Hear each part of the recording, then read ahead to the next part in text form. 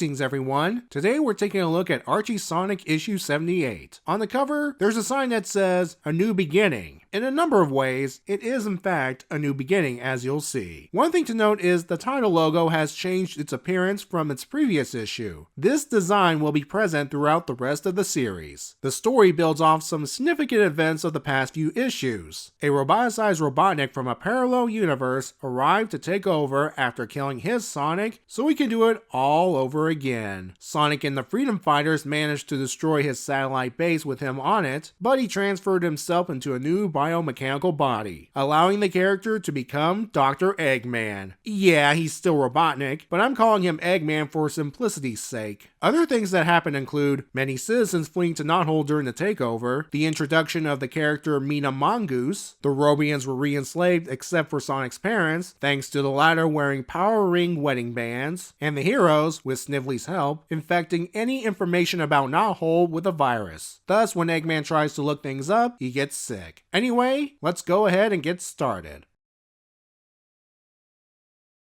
We begin with a ceremony where King Max is knighting Sonic the Hedgehog, and Sally presents him with a Medal of Honor, as well as a kiss on the cheek. You know, it's nice for Sonic to get some much needed recognition after what he's gone through these past few issues. King Max has some further announcements. First, he's officially establishing the Kingdom of Knothole, a safe haven for people to be free of Eggman's tyranny. And second, he's officially returning the Knothole Freedom Fighters to active service. Man, things are looking great for our heroes. Who's not having a great day is Eggman. He managed to purge the virus, but had to dump all of the old corrupted data, including any intel on Knothole. What a convenient way to hit the reset button, and to make sure Knothole remains hidden just a bit longer. Eggman isn't too concerned. He still has millions of Robians at his command, including Uncle Chuck. This brings us back to Sonic's home. He's packing up Uncle Chuck's things to make room for the Overlander scientist, Nate Morgan, though the process makes Sonic miss Uncle Chuck even more. Sonic's parents assure him that they will see him again, and until then, they will get through this dark time together. Speaking of family unity, we head over to the Acorns, as they observe Queen Alicia in the cryotube. If you recall, recently she and Prince Elias were found on the floating island and brought back here. She's recovered from her injuries, but remains asleep in the tube. Max is just happy she's alive, and Sally's hopeful she'll one day wake up. Nate Morgan pops in for a bit before they all leave, unaware that Alicia's hand is beginning to move. We take a brief break of characters dealing with tragic aftermaths to bring us another page featuring those two ships we've been seeing these past few issues. Only now we know for sure where they're going. I'm sure nothing will come of this. Anywho, back over to Knothole. Mina is understandably bummed. She's lost everything and everyone she's known. Enter Rosie the nanny. She introduces Mina to Rory, Snaggle, and Sasha, three kids who lost their parents due to the invasion, and she wants her to look after them while she runs some errands. Rosie's reason for choosing Mina? They need someone that can relate to them. That's pretty clever. Well, it works. Mina starts bonding with the kids by telling them a story. We move on to Bunny and Antoine. The latter is bummed because of his roboticized father being one of Robotnik's sub-bosses. Sonic and Tails encountered him during the world tour. Antoine vows to rescue him, but that's interrupted by Sonic, Sally, and Tails. The couple take the time to congratulate Sonic on his knighthood. Guess who else decides to show up to congratulate Sonic? Skunk Boy and his Secret Service agents. Yeah, it seems they have reached a level of understanding. Being less of a creep helps on Skunk Boy's end. As Elias sees them together, we learn it was he that suggested to King Max that the two groups should play nice thanks to the events of a past adventure. Elias doesn't think this royalty stuff is for him. Remember that for down the line. His day gets worse as he overhears a conversation between King Max and Dr. Quack over Queen Alicia. While her injuries have healed, she's become dependent on the cryotube. If she were to wake up, she would die, and the cryotube has a week of power left. Why not go back to where they found her and ask for help? I suppose with Eggman's arrival, it's best not to risk free travel. Let's see what the doctor's up to right now. He's interfacing with his computer via wire tentacles, don't ask, to find something that will destroy Sonic. Not only did he find that something, he can use it to finally conquer Mobius. The story ends with him mobilizing his Shadowbots while having the word chaos displaying on the screen. I wonder what that means. The backup story is a continuation of the ongoing series Tales from the Great War, where we learn about the events of said war and how it affected certain characters. In this case, we jump in during the aftermath of a battle in which Jules, Sonic's father, was critically injured. The only way to save him was with a new untested device Uncle Chuck made, the Roboticizer. Things didn't turn out the way they wanted. Thanks to Robotnik's tampering, Jules was transformed into a mindless robot. While Uncle Chuck blames himself, Robotnik had arranged things so that the outcome of the war came down to the winner of a duel between King Max and the Overlord. I'll get more into the duel in a bit, but what you need to know for the moment is King Max wins and spares the Overlord. King Max's condition for victory?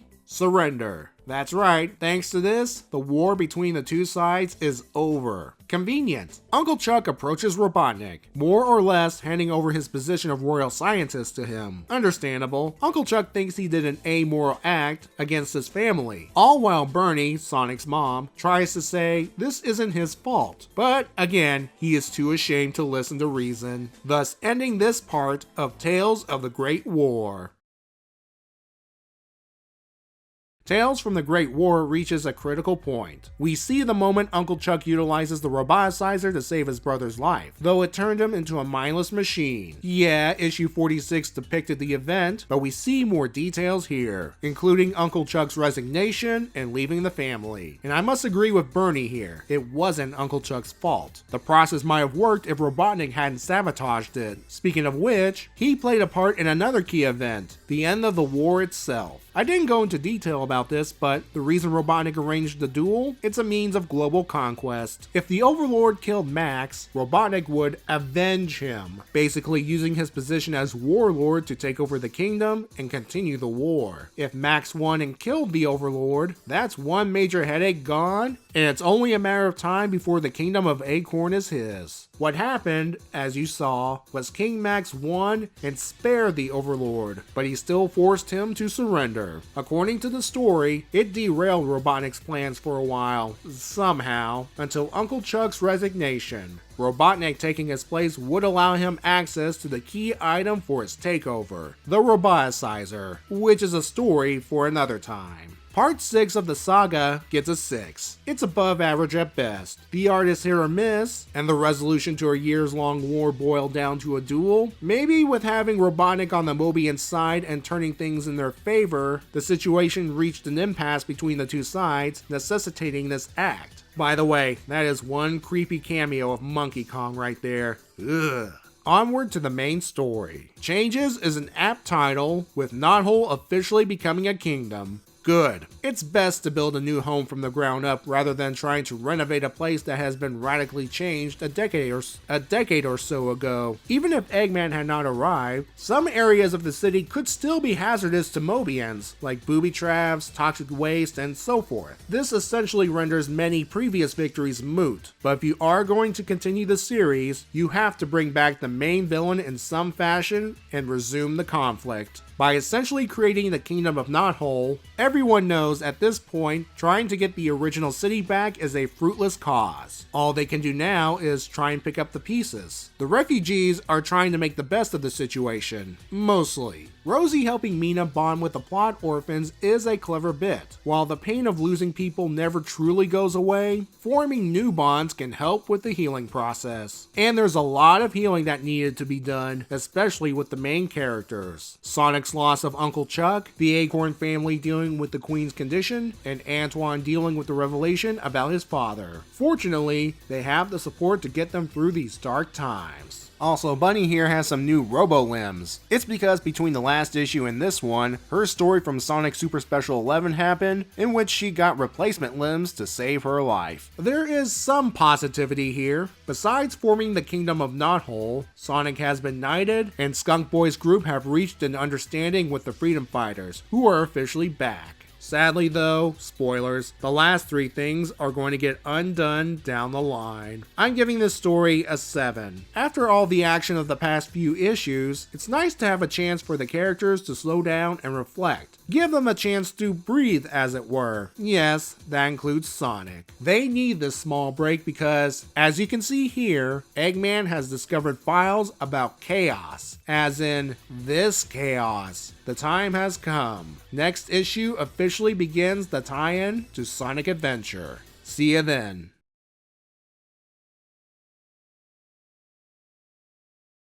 Hey everyone, this issue's Y2K OK. Anybody remember that whole Y2K thing?